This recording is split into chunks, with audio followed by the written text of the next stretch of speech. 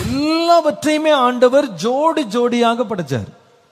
ஆனா மனிதனை படைக்கும் போது மட்டும் தனியா படைச்சார். வேதம் சொல்லுகிறது, ஒருவனை அல்லவா படைத்தார், ஆவி அவனுக்குள் பரிபூர்ணமா இருந்ததே.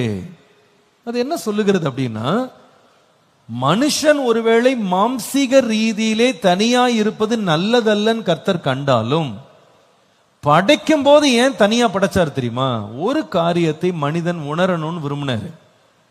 உன் வாழ்க்கையில மாம்ச ரீதியாக மனைவி அப்படின்ற ஸ்தானத்துல ஒரு பெண் ஒரு நாள் உனக்கு வருவாள். நான் உனக்கு ஒரு ஏற்ற துணையை நான் உண்டாக்குவேன்.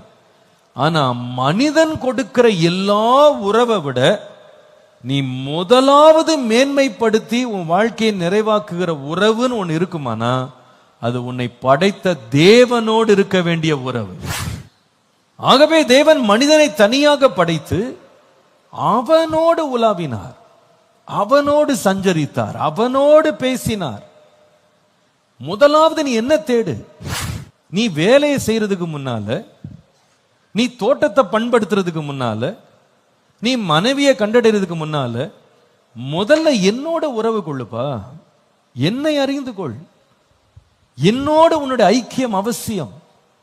ஆம், நான் நினைக்கிறேன் அநாதி சிநேகத்தினால் உன்னை சிநேகித்தேன் என்று சொன்ன வசனம் எதை பற்றி பேசுதுன்னா, ஆதி காலம் முதல் தேவன் மனிதனோடு ஐக்கியமும் உறவும் ஒன்றிணைந்திருக்கவும் தேவன் வாஞ்சித்தார் என்பதை இந்த வசனம் நமக்கு சொல்லுகிறது.